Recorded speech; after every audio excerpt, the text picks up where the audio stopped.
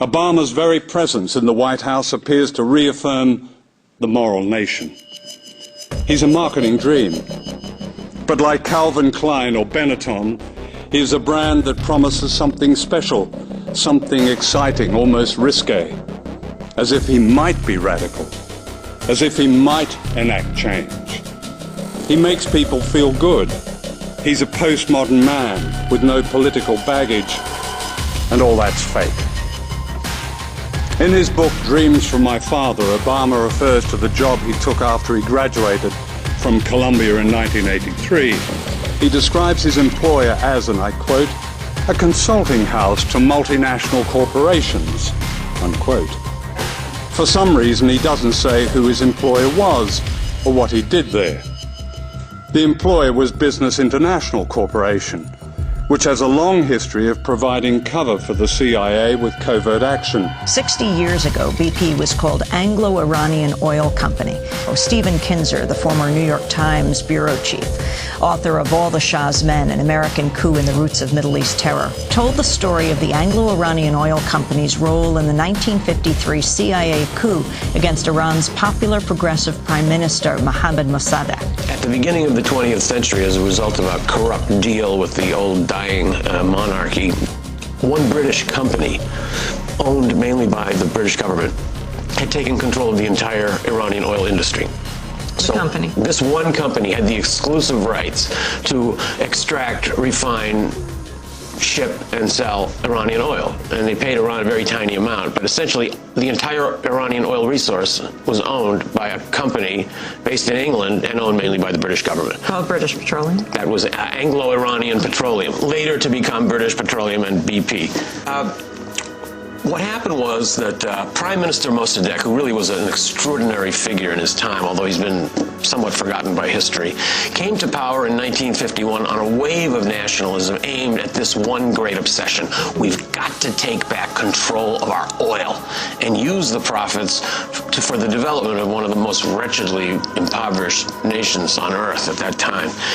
So the Iranian parliament voted unanimously for a bill to nationalize the Anglo-Iranian Petroleum Company. And Mossadegh signed it, and he devoted himself during his term of office to carrying out that plan, to nationalize what was then Britain's largest and most profitable holding anywhere in the world.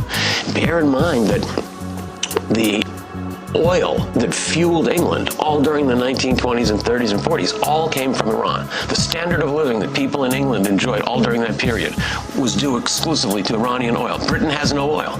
Britain has no colonies that have oil. Every factory in England, every car, every truck, every taxi was running on oil from Iran. The Royal Navy, which was projecting British power all over the world, was fueled 100% by oil from Iran. Suddenly Iran arrives and says, "Oh, we're taking back the oil now." So this naturally set off a huge crisis. During his brief period in the Senate, Obama voted to continue the wars in Iraq and Afghanistan. June is now the deadliest for NATO forces in Afghanistan since the war in Afghanistan started. 6 troops died yesterday. That makes it 91 dead this month alone. Well, there is a new report that was released this morning that suggests violence in Afghanistan is getting worse, not better. In his quarterly report, the United Nations chief says roadside bombings increased 94% from this time last year. Assassinations of Afghan officials increased 45%. He voted for the Patriot Act. He supported the death penalty. As a presidential candidate, he received more corporate backing than John McCain. He promised to close Guantanamo as a priority, but instead he's excused torture, reinstated military commissions, kept the Bush Gulag intact, and opposed habeas corpus. Daniel Ellsberg, the great whistleblower, was right, I believe, when he said that under Bush a military coup had taken place in the United States, giving the Pentagon unprecedented powers. These powers have been reinforced by the presence of Robert Gates, a Bush family crony, and George W. Bush's powerful Secretary of Defense, and by all the Bush Pentagon officials and generals who have kept their jobs under Obama. In the middle of a recession, with millions of Americans losing their jobs and homes, Obama has increased the military budget. In Colombia, he is planning to spend $46 million on a new military base that will support a regime backed by death squads and further the tragic history of Washington's intervention in that region. In a pseudo event in Prague, Obama promised a world without nuclear weapons to a global audience mostly unaware that America is building new tactical nuclear weapons designed to blur the distinction between nuclear and conventional war. Like George Bush, he used the absurdity of Europe threatened by Iran to justify building a missile system aimed at Russia and China. In another pseudo-event at the Annapolis Naval Academy, decked with flags and uniforms, Obama lied that America had gone to Iraq to bring freedom to that country. He announced that the troops were coming home. This was another deception. The head of the Army, General George Casey, says with some authority that America will be in Iraq for up to a decade. Other generals say 15 years. Chris Hedges, the very fine author of Empire of Illusion, puts it very well. President Obama, he wrote, does one thing and brand Obama gets you to believe another. This is the essence of successful advertising. You buy or do what the advertiser wants because of how they make you feel. Unquote. And so you are kept in a perpetual state of childishness. He calls this junk politics.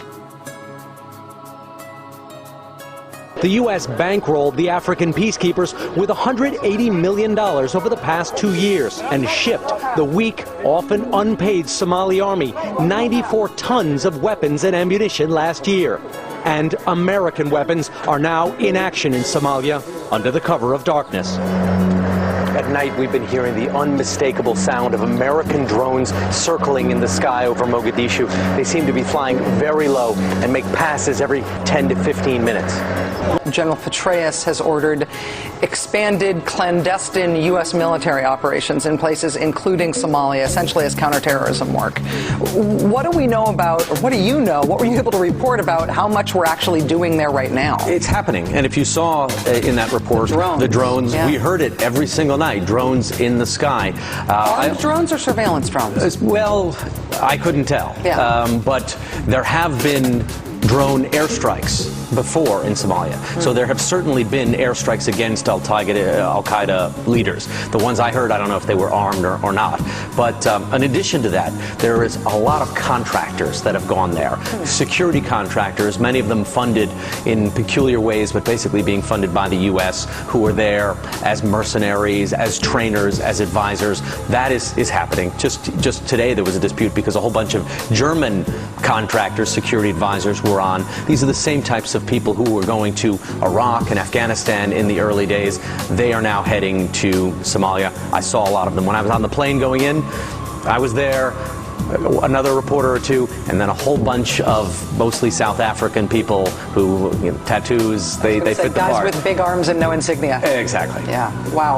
It's like Afghanistan and Iraq. One of them is the other war, and Pakistan is the other war. This one's the other secret war. And that people don't want to deal with it because of the history of U.S. involvement there. Black Hawk Down. The United States has 16 intelligence agencies that are operating currently.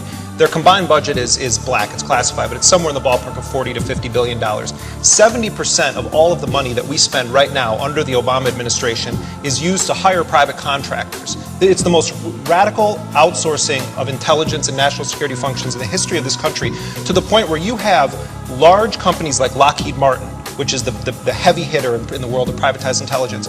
They simultaneously work for the U.S. government, other corporations, and foreign governments. And so it's a question of where's the loyalty? Is the loyalty to your nation state and your flag, or is your loyalty to whoever pays you the most money? If it's China paying you more money than the United States, where does your loyalty lie? That's an intelligence scandal that is almost never discussed on Capitol Hill.